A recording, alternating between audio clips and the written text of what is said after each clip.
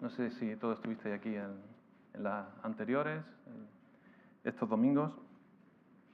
Y la hemos llamado la comunión con Dios. Vamos a ver cómo se refleja esto en cada capítulo de los que estamos viendo. Y realmente esta epístola, esta carta de Juan, es una carta personal que da instrucciones prácticas a los creyentes y realmente nos invita a eso, a tener comunión con Dios. Y como hemos estado viendo y vamos a ver hoy también, nos quiere ayudar a que vivamos en obediencia y amor y también que podamos llegar, es una palabra fea, pero debe ser así, a aborrecer el pecado. Llámalo pecado, injusticia, desorden, que podamos llegar a aborrecerlo. Y si recordáis en el domingo pasado, Aarón nos recordaba y Juan nos advierte que también hay muchos peligros. O sea, hay muchos engañadores. Justo nos vimos el domingo pasado sobre anticristos y tenemos que estar alerta porque enseñan un evangelio diferente y especialmente Juan aquí hace defensa de la cristología, o sea, cuál es la naturaleza de Cristo, cómo Él vino, Él se encarnó. Todo esto lo defiende Juan porque todos estos anticristos estaban negando, por ejemplo, que Jesús fuese Cristo. Entonces vemos cómo Él nos avisa de estos peligros de falsa doctrina. Y si pudiéramos resumir un poquito la carta en una frase, el propósito es fortalecer a los lectores en aquel tiempo y ahora nosotros en la fe y también en el amor fraternal entre nosotros, en su iglesia, afirmarnos en esa comunión que tenemos que tener con Dios y, como he dicho ahora, protegernos de todas esas herejías o cosas que no están bien acorde a lo que nos enseña el Evangelio.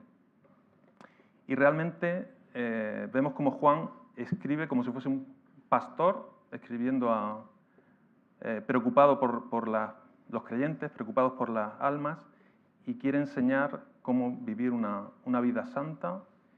Y realmente esta carta no es una defensa de estas cosas, ¿no? De quién es Cristo, pero aún así lo incluye ahí para que estemos alerta ante esos anticristos que quieren quitar la divinidad de Cristo, quieren meter otras ideas que no son lo que vemos en la Biblia. Y hoy vamos a ver 3 puntos. Hoy va a ser cortito, creo.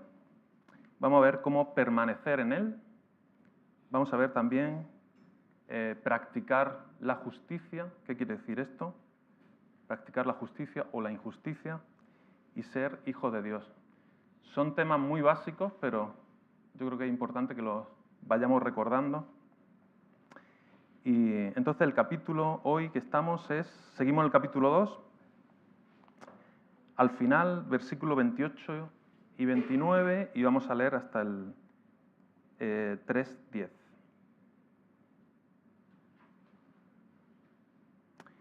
Pues permanecer en Él. Vamos a ir al primer versículo, 28, dice así: y ahora, queridos hijos, permanezcamos en Él para que cuando se manifieste podamos presentarnos ante Él confiadamente, seguros de no ser avergonzados en su venida.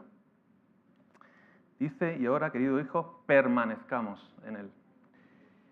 Permanecer es continuar, ¿vale? Es ese sentido de mantenerse, de vivir entonces, permanecer en Cristo. También cuando una persona es salva, decimos, está en Cristo. Lo vemos en Romanos, en 2 Corintios. Y está segura, puede estar segura, de que esa va a ser una relación permanente. Si acordáis en Juan 10, cuando dice, mis ovejas me oyen, me siguen, yo cuido de ellas. O sea, también puede estar seguro porque está en Cristo. Y quería destacar aquí que este permanecer en Cristo, estar en Cristo, no está solo disponible para unos pocos. O sea, esto debe ser algo más bien para todos los que son verdaderos creyentes, ¿vale? No es una posición de unos exclusivos. Porque realmente, si hacemos diferencia entre los que están permaneciendo en Cristo y los que no, básicamente igual que hacer diferencia entre ser salvo o no ser salvo. No sé si os acordáis del capítulo 2, aquí, en versículos 4 y 6, enseña como que permanecer en Cristo es conocer a Cristo. Vamos a leerlo.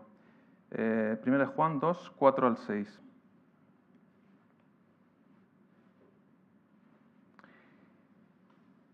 Versículo 4, el que afirma, lo conozco, pero no obedece sus mandamientos, es un mentiroso y no tiene la verdad. En cambio, el amor de Dios se manifiesta plenamente en la vida del que obedece su palabra. De este modo sabemos que estamos unidos a Él. Dice en la versión Reina Valera, el que afirma que pertenece a Él debe vivir como Él vivió. Entonces está relacionando Él, conocer a Cristo con Él, permanecer. Y realmente es esa relación íntima con el Señor, ese permanecer, estar conectado con Él, estar en Cristo, mantenerse. No sé cuántos tenéis una vid, una parra, o conocéis a alguien que tiene, o el vecino. Pues yo justo tengo allí ahora 2, están repletas, gracias de uvas. Justo ahora tenemos que ponerle ya las bolsitas para que los pájaros no las piquen. Y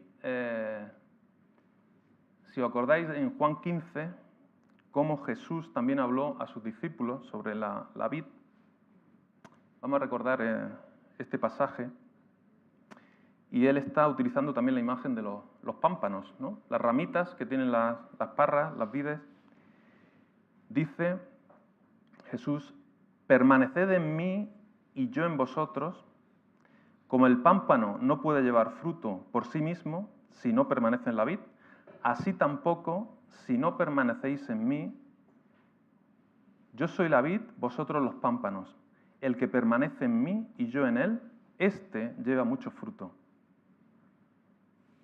Insiste, porque separados de mí nada podéis hacer. El que en mí no permanece será echado fuera como pámpano y se secará, y los recogen y los echan en el fuego y arden. Entonces, sin esa unión fundamental con Cristo, estar en Cristo, mantenerse en Cristo, no puede haber ni vida ni fruto. O sea, si arranca un pámpano, puede durar, no sé, si lo deja al sol, lo mismo una hora, empieza a secarse, ¿no?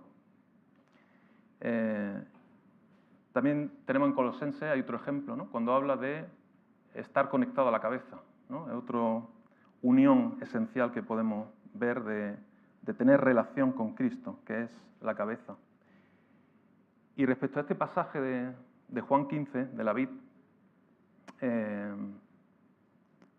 creo que a veces podemos interpretarlo de una manera un poco extraña. Cuando se dice que, pues eso, que los pámpanos que no permanecen, ¿vale?, que no echan fruto, son desechados, son quemados, algunas personas pueden pensar, pues, que el creyente siempre corre el riesgo de perder su salvación. Y la Biblia deja muy claro que la salvación es por gracia y se mantiene por gracia. Eso podéis verlo, vamos a verlo en Gálatas 3. Vamos a recordarlo. Versículos 2 y 3. Me voy a leer desde el 1. Dice en Gálatas 3:1, Gálatas torpes, ¿quién os ha hechizado a vosotros ante quienes Jesucristo crucificado ha sido presentado tan claramente? Solo quiero que me respondáis a esto. ¿Recibisteis el Espíritu por las obras que demandaba la ley o por la fe con que aceptasteis el mensaje? ¿Tan torpes sois? Después de haber comenzado con el Espíritu, ¿pretendéis ahora perfeccionaros con esfuerzos humanos? Entonces, tenemos la vid verdadera, que dice Jesús, yo soy la vid verdadera, y los pámpanos que permanecen en la vid, esos son los creyentes que son verdaderamente salvos, que tienen conexión real, está incrustado en la vid, está conectado, tienen conexión. Y luego están los pámpanos marchitos, no dan fruto, que no permanecen en la vid, fingen ser salvos, pero realmente no están unidos, no obtienen fruto, no obtienen vida, porque realmente no están conectados. Y el otro día vimos un ejemplo de esto. Primera de Juan 2, 19. Dice, aunque salieron de entre nosotros, en realidad no eran de los nuestros. Si lo hubieran sido, se habrían quedado con nosotros. Su salida sirvió para comprobar que ninguno de ellos era de nosotros, de los nuestros.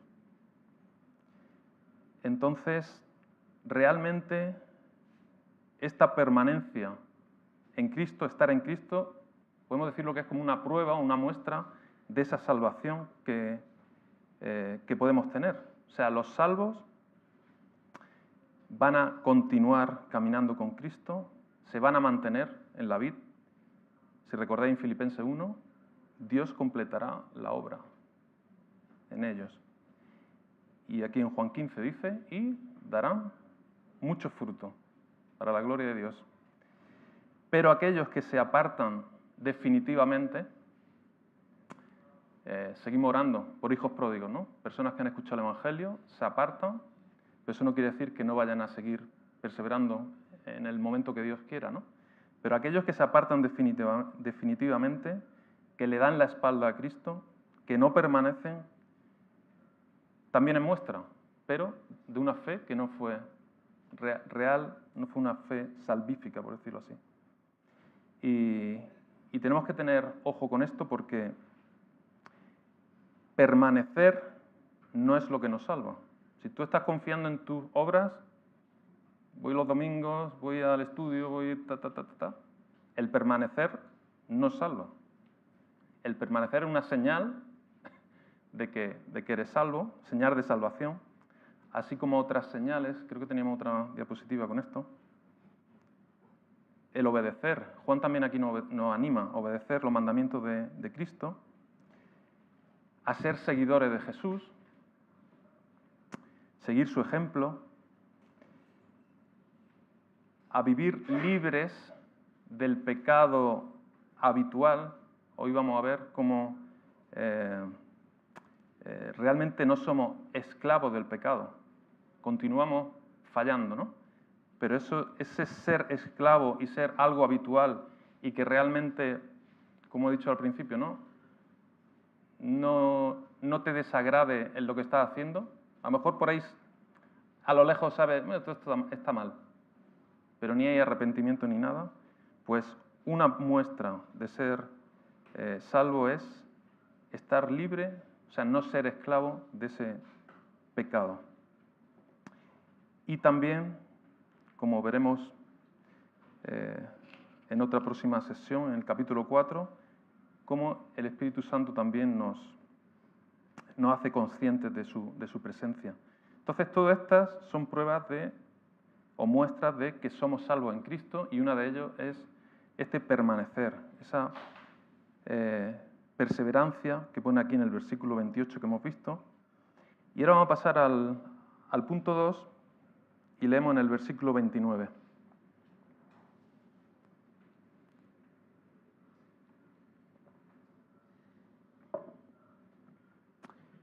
Dice, si reconocéis que Jesucristo es justo, reconoced también que todo el que practica la justicia ha nacido de él. Dice en Proverbios 15:9, abominación es al Señor el camino del impío, mas Él ama al que sigue la justicia. Entonces, si Dios quiere que sigamos la justicia, y luego nos encontramos con Romanos 3, ¿se acordáis de la reunión de hombres que hemos estado viendo Romanos? Dice, no hay justo ni uno. ¿Cómo ¿Cómo enlazamos esto? Que a Dios le gusta que estemos caminando en la justicia, por otro lado nos dice, no hay justo ni uno. ¿Quién puede realmente seguirla? Pues vamos a ver qué quiere decir esto de la justicia para poder seguirla, para poder practicarla. Y cuando se traduce la palabra justicia, quiere decir rectitud, algo recto, alguien recto, equidad, ¿no? Algo que también es equitativo, equidad, y santidad divina. Dios es el que marca lo que es justo. O sea, en el sentido más amplio, la rectitud se puede definir como aquello que Dios le es aceptable. Entonces, por decirlo así, la norma la marca Dios. O sea, aquello que le agrada es la verdadera justicia y ningún esfuerzo que hagamos va a resultar en eso a menos que Dios intervenga. O sea, Dios con su poder, ahora veremos cómo Él nos ha dado el Espíritu Santo, va a permitir que podamos andar en justicia. Lo que sí tenemos que tener cuidado con la contraposición de esto. Muchas veces buscamos nuestra autojustificación. Y esto es contrario a lo que Dios quiere. O sea, ese hacernos una lista, ir marcando, he hecho esto, estoy bien. Además, fijándonos en los demás. Me estoy comparando con otro, he hecho esto incluso 2 veces, el otro solo lo ha hecho 1. Si os recordáis, los fariseos en la época de Jesús eran cinturón negro en autojusticia, hipocresía. Eran maestros. Y Jesús tuvo unas palabras súper duras con los fariseos. Dice en Mateo 23, «Ay de vosotros, escribas y fariseos hipócritas, porque sois semejantes a sepulcros blanqueados, a tumbas blanqueadas, que por fuera la verdad se muestran hermosos, pero por dentro están llenos de huesos de muertos y de toda inmundicia. Así también vosotros por fuera a la verdad os mostráis justos a los hombres, pero por dentro estáis llenos de hipocresía e iniquidad». Entonces, ¿cómo podemos seguir la justicia? Pues lo primero, si buscamos, como decía aquí en el versículo 29, todo aquel que practica la justicia, es tener un corazón humilde para poder acercarnos. Y dice aquí en el 29, el que practica la justicia ha nacido de él. Cada vez tenemos que parecernos más a Cristo, si recordáis, ¿no?, el pasaje sobre la humillación de Cristo, y ese corazón humilde es preciso para poder caminar en justicia, porque realmente nos va a llevar con fe a un estilo de vida de acciones justas, no injustas, y esas son las que son aceptables al Señor. Ya lo dice en Juan 15, hemos visto en la parra, dice, separados de mí, nada podéis hacer. Entonces, debemos dejar de intentar justificarnos por nuestras buenas obras y buscar la misericordia de Dios en humildad. Y cuando pasamos tiempo en presencia de Dios, nos vamos a hacer más conscientes, pues, de lo santo que es Dios y de nuestros defectos, de nuestros pecados. Y cuando seguimos buscando esta justicia, cuando buscamos que nuestro carácter sea más parecido al de Cristo,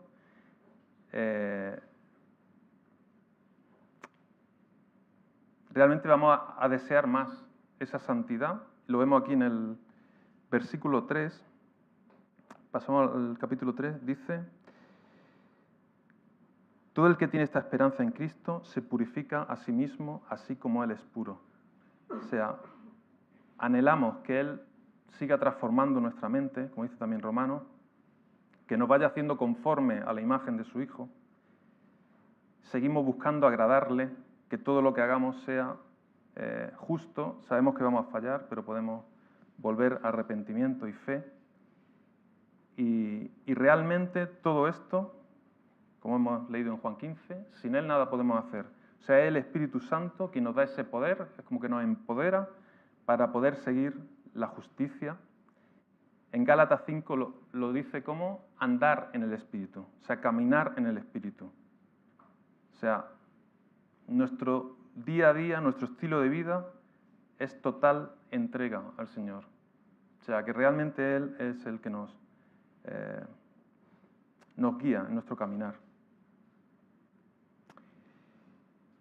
Vamos a entrar en el capítulo 3. Y es curioso, aquí como estamos usando la versión NVI, no sé, ha sido así como un resaltar cómo lo expresa. Dice en el 3.1, fijaos qué gran amor nos ha dado el Padre, que se nos llama hijos de Dios, y lo somos. Ya no sé si en aquella época tenían subrayadores o qué, pero me imagino a Juan marcando esta entrada aquí. En la Reina Valera dice mirad, aquí dice fijaos. Y realmente creo que a veces nos acostumbramos a leer los versículos, pero si nos paramos y nos detenemos, fijaos qué gran amor nos ha dado el Padre, que nos llama hijos de Dios.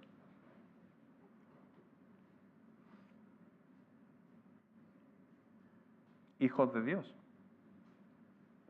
Siendo pecadores, siendo opuestos, no buscando a Dios.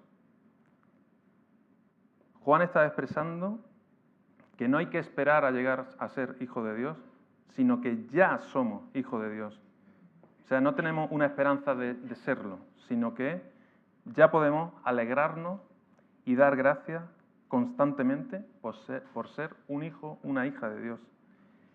Y realmente no tenemos que enorgullecernos de esto porque solo podemos gloriarnos en el Señor. Todo esto es porque Él lo ha permitido. De hecho, en Efesios también lo dice, ¿no? Porque por gracia habéis sido salvos mediante la fe. Esto no procede de vosotros, sino que es un regalo de Dios. O sea, no, como dice en el versículo 9, no por obras para que nadie se jacte, para que nadie se gloríe. O sea, fijaos, mirad, ya lo somos.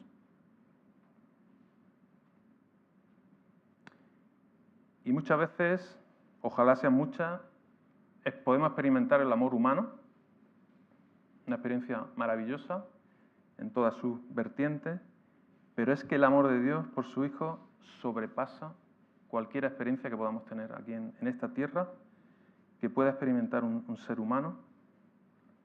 Dice versículo 2, queridos hermanos, ahora somos hijos de Dios.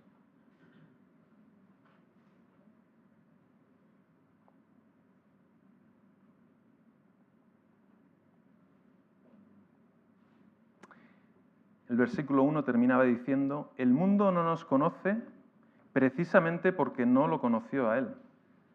O sea, esto que estamos diciendo, la gente posiblemente no lo va a entender, no lo va a comprender, igual que no comprendió a Jesús. Y eso es porque se requiere una percepción espiritual. O sea, ese Espíritu Santo que se nos ha sido dado, se requiere para poder apreciar esto y así ser una realidad. Entonces la gente no puede entenderlo. A veces en la reunión de hombres, ¿no? Alguna visita que viene y dice, no lo entiendo. Quiero, pero no sé cómo. Y aquí nos lo dice bien claro. Ahora somos hijos de Dios. Y a veces no sé si también puede surgir esa pregunta, pero ¿somos hijos de Dios todos? ¿Algunos? ¿Quiénes son hijos de Dios? Eso también, la reunión de hombres ha surgido esta pregunta, ¿no? A veces tenemos un poco confusión, no sé si por algún trasfondo católico o qué. Todos somos hijos de Dios. ¿Qué dice la Biblia? Pues la Biblia claramente dice que toda la gente es creación de Dios, eso en Colosenses, podemos verlo, criaturas de Dios, que Dios ama al mundo entero, podemos recordar en Juan 3:16, pero que solo aquellos que han nacido de nuevo son hijos de Dios. Eso podemos verlo en muchos pasajes en el Nuevo Testamento. Vamos a recordar un versículo clave en Juan 1:12. Dice: mas a todos los que le recibieron, a Jesús, a los que creen en su nombre, les dio la potestad, les dio el derecho de ser hechos o llamados hijos de Dios. Entonces, un detalle a lo mejor en texto pequeño, pero es algo importante, es ser hijo de Dios o no serlo.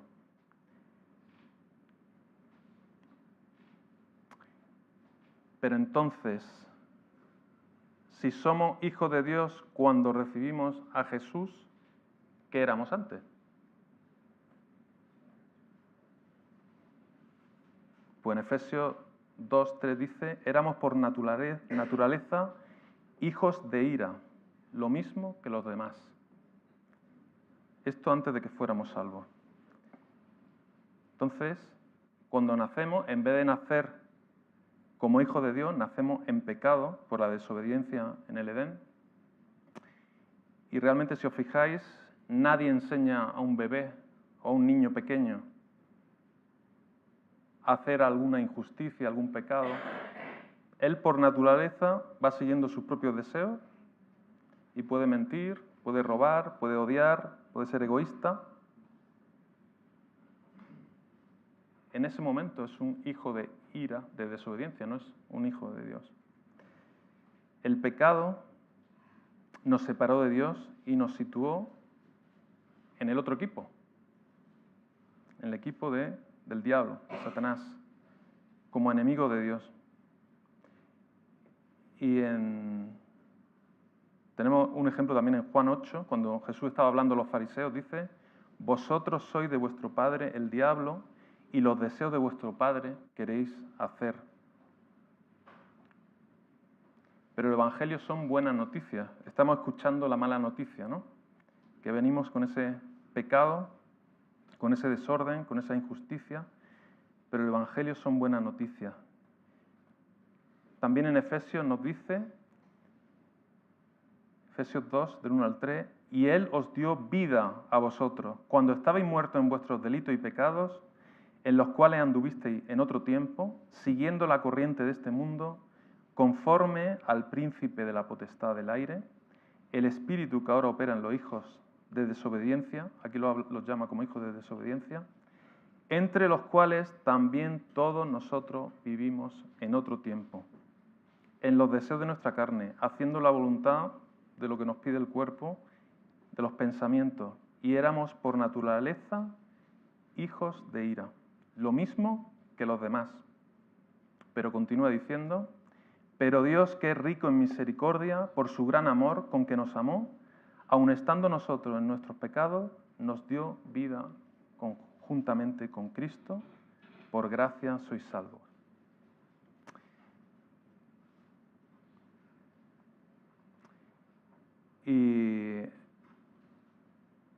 Y en este mismo capítulo que estamos viendo hoy, vamos a ir al último versículo, al versículo 10, vamos a ver un ejemplo también de esta distinción entre ser hijo de Dios o no serlo.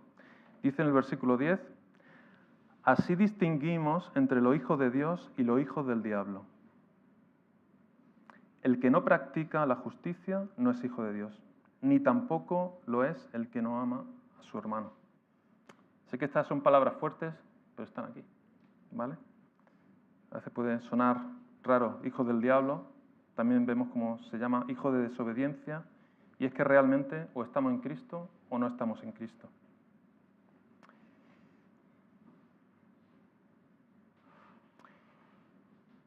Otra pregunta tengo, entonces, ¿cómo podemos ser o cómo puedo ser hijo de Dios? Pues muy sencillo, solo tienes que nacer de nuevo. Eso le dijo Jesús a Nicodemo, y yo creo que Nicodemo se quedó como, ¿qué me estás contando, no? ¿Qué me estás diciendo? Allí en Juan 3:3 le dice Jesús: de cierto te digo que el que no naciere de nuevo no puede ver el reino de Dios. Este fue un líder religioso que fue a ver a Jesús porque estaba interesado en todo el movimiento y en la persona de Jesús. Y Jesús le responde esto: el que no naciere de nuevo no puede ver el reino de Dios. Y en la Biblia vemos muchas metáforas que involucran esta palabra de nacimiento. Y yo creo que lo hace para que podamos llegar a entender esta relación que podemos tener con el Señor Jesús, esta relación de salvación. Y podemos ver distintos términos: nacer de nuevo, nacer de arriba, nacer de Dios, nacer del Espíritu. Todas estas cosas significan lo mismo.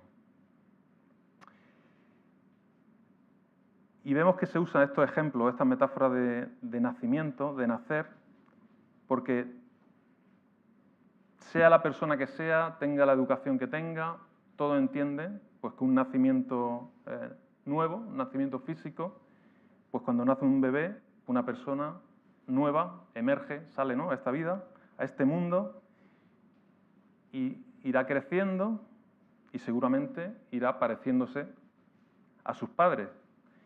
Y cuando nacemos del Espíritu, llega también una nueva persona, una nueva creación, con una nueva vida espiritual, y a medida que crecemos, nos vamos a ir pareciendo a nuestro Señor Jesús.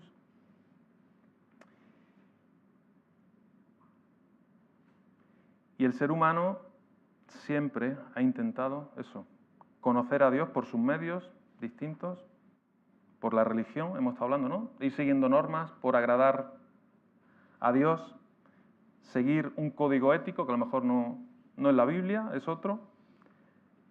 Otros por la lógica, por el intelecto, quieren ver la forma de llegar a Dios. Otros en la naturaleza. Otros con experiencias emocionales, creyendo que Dios habita pues, en cualquier sentimiento que te haga soñar, que cuando piensan en ese Dios que no conocen. Pero ninguno de esos medios te va a llevar a una comunión real con el Dios de la Biblia, porque Él no puede ser conocido por esos códigos morales, por esa lógica, por ese entorno o por esas emociones, porque Él es espíritu. Y aquellos que le adoran deben adorar en espíritu y en verdad. Esto lo leemos en Juan 4. Creo que había una foto. Vi un ejemplo de alguien intentando cocinar una comida usando papel y bolígrafo. Va a ser complicado.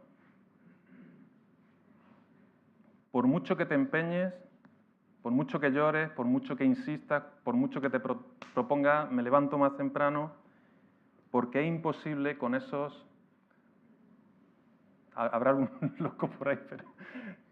con esos ingredientes hacer una comida saludable, ¿no? Con esas herramientas, con esos ingredientes. Pues lo mismo pasa con la carne y el espíritu.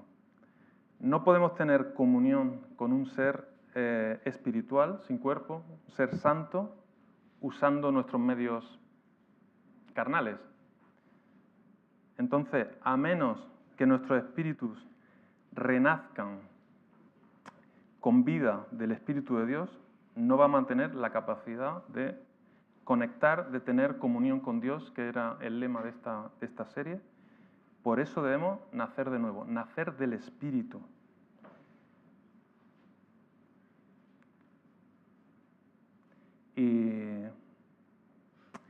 Y esto es, lo vemos también en 2 Corintios, como una transacción divina. O sea, cuando depositamos nuestra fe en Cristo, Cristo resucitado, quiero ponerle apellidos para no caer en todas esas herejías que le van quitando importancia a Jesús. Cuando depositamos nuestra fe en Cristo resucitado, ocurre esta transacción divina. Dios nos quita el pecado, la culpa, la condenación que merecíamos. Como he dicho antes, estábamos en el otro equipo. Entonces, Él nos quita todo esto debido a nuestra rebelión contra Él, y en el momento de arrepentimiento y de fe, el Espíritu Santo sopla una nueva vida en nosotros. Y nuestros cuerpos, como dice en 1 Corintios 3, se convierten en templo del Espíritu Santo. Y así es que nuestros espíritus ya pueden tener comunión con el Espíritu de Dios. con esto, no sé si a lo mejor se puede ilustrar, con un globo desinflado.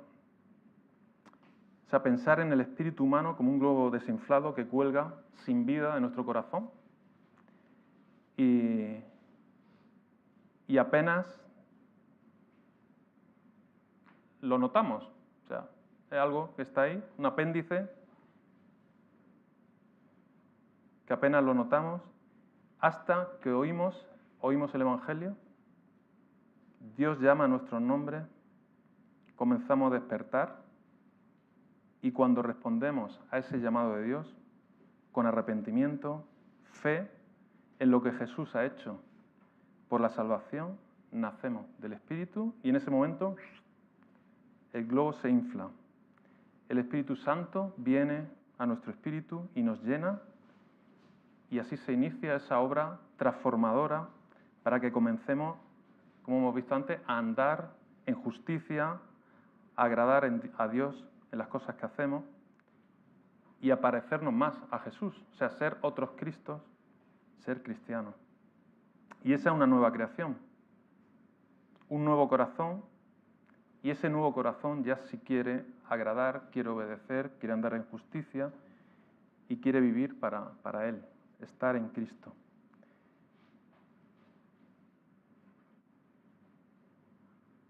Entonces, la persona que tiene este nuevo corazón ya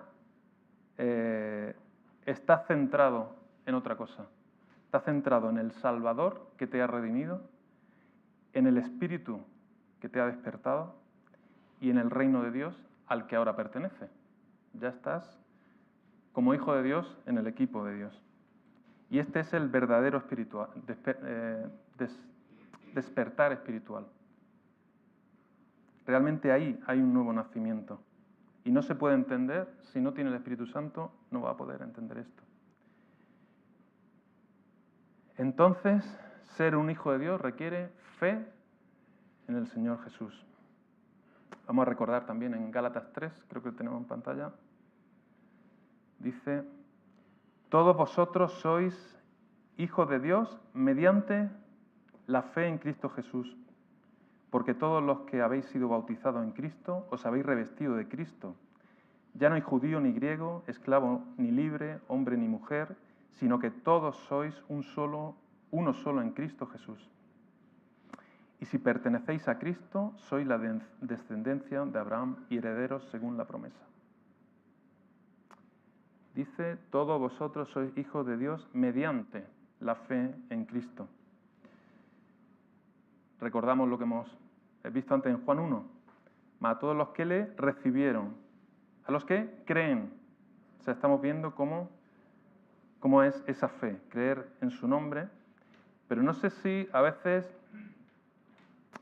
no sabemos, pero ¿realmente qué tengo que creer? Porque hay mucha gente, ¿no?, que cree en Jesús. O sea, esto, a los que creen en su nombre, la fe en Cristo, ¿realmente qué es lo que tengo que creer?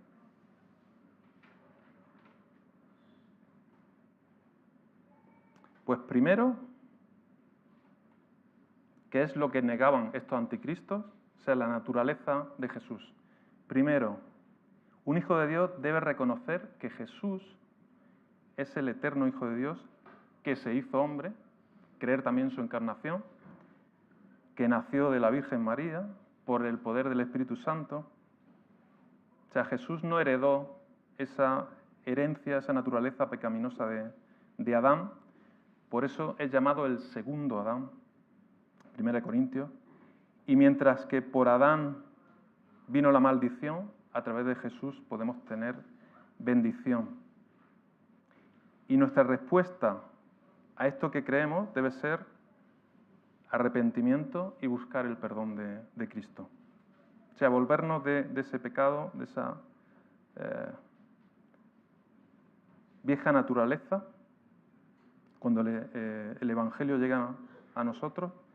Y segundo, un hijo de Dios debe tener fe en Jesús como Salvador.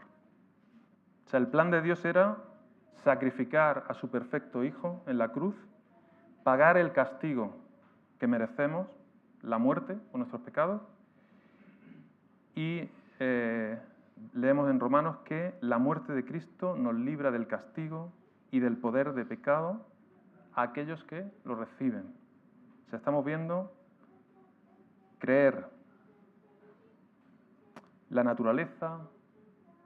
Realmente es cuando leemos el credo, este resumen, ¿no?, de credo de los apóstoles, básicamente es recordar el Evangelio, tener fe en Jesús como Salvador y finalmente un hijo de Dios debe seguir a Jesús como su Señor. Y Jesús guía a aquellos que lo reciben. Entonces, es por la gracia de Dios que podemos tener ese nuevo nacimiento, una vida nueva, y solo aquellos que reciben a Jesús, los que confían en Él para salvación, los que se someten a Él como su amo, su Señor, y lo aman como el supremo tesoro, son hechos hijos de Dios. Entonces, realmente es tenerlo como, creer en Él como Salvador, como Señor, y lo que eso implica. Vamos a leer, ya estoy terminando, del 7 al 9. 1 Juan 3, 7 a 9 dice: Hijitos, nadie os engañe. El que hace justicia es justo, como Él es justo. El que practica el pecado es del diablo, porque el diablo peca desde el principio. Para esto apareció el Hijo de Dios, para deshacer las obras del diablo. Todo aquel que es nacido de Dios no practica el pecado, porque la simiente de Dios permanece en él y no puede pecar, porque es nacido de Dios.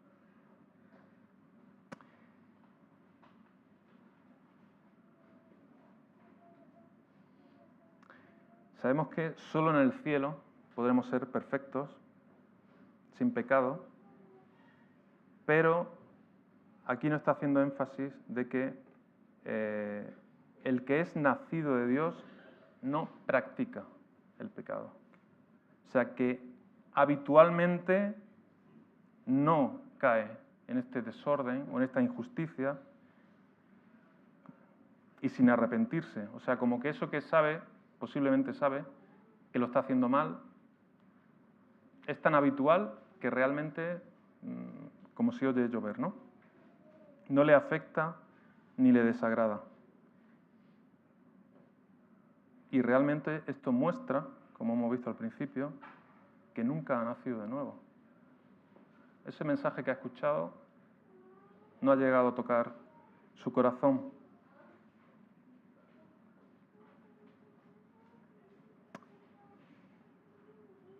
Y hay recompensa de ser hecho hijo de Dios. Lo siento por la sociedad esta de tasación, porque el ser hijo de Dios es incalculable. El precio de tener este derecho, pues como hijo de Dios podemos formar parte de su iglesia, de esa gran familia.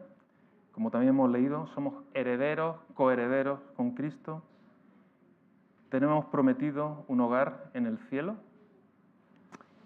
y algo que podemos disfrutar de continuo es aproximarnos a Dios en oración desde ya.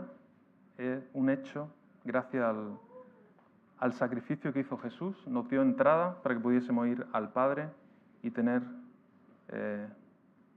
esa posibilidad de orarle en su nombre. Y no sé si está aquí y a lo mejor todavía no has tenido este nuevo nacimiento espiritual. Me gustaría que estés atento a la voz de Dios y pueda responder a su llamado.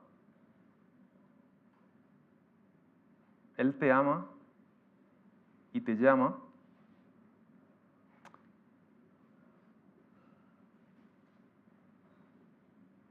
Básicamente arrepentirte de esas cosas que tú ya sabes que son desorden, son injusticia, es pecado, que te hace daño a ti y hace daño a los que te rodean. Arrepentirse y creer en Cristo, porque es el único medio. Antes hemos estado mencionando muchos otros medios de buscar agradar a Dios, pero Él es el único medio, el único camino de llegar a Dios. Dice en 1 Timoteo 2:5, porque hay un solo Dios y un solo mediador entre Dios y los hombres, y es Jesucristo, hombre. Y puedes ser un hijo, una hija de Dios hoy mismo. Y si ya eres un hijo de Dios, pues recuerda que el sacrificio del Hijo es lo que hoy nos permite ser llamado hijo. O sea, la vida perfecta, su muerte, su resurrección victoriosa de Cristo nos ha dado el derecho de correr hacia Dios y poder ser abrazados por el Padre. Solo por eso, no es por nada que hagamos nosotros. No se trata de lo bien que nos portemos, lo mucho que nos esforcemos, que también. Se trata de quién es Jesús y lo que Él ha hecho a nuestro favor. Así que te animo a seguir adelante sin temor y dejando al Espíritu Santo que nos siga transformando, que nos siga guiando y sigamos agradecidos por haber sido adoptados en la familia de Dios. Para terminar, vamos a recordar otro texto en Romanos 8. Dice, porque todos los que son guiados por el Espíritu de Dios, estos son hijos de Dios. Pues no habéis recibido el espíritu de esclavitud para estar otra vez en temor, sino que habéis recibido el espíritu de adopción, por el cual clamamos, Abba, Padre. El Espíritu mismo da testimonio a nuestro espíritu de que somos hijos de Dios, y si hijos también herederos, herederos de Dios y coherederos con Cristo, si es que padecemos juntamente con Él, para que juntamente con Él seamos glorificados. Pues oramos. Padre, muchas gracias por tu gran amor, Señor. Es algo maravilloso, algo impresionante, Señor, que pueda amar a criaturas, Señor, pecadoras, Señor. Cada uno se apartó, Señor, por su camino, por su idea, buscando satisfacción, Señor, en distintas ideas, Señor, y así pasa la vida, Señor. Pero enviaste a Jesús, Señor, a llevar esa vida perfecta que nosotros no podíamos llevar. Señor, te pido que nos ayudes, Señor, a vivir agradecidos, Señor, por pertenecer, Señor, a ti, Señor, a tu gran familia.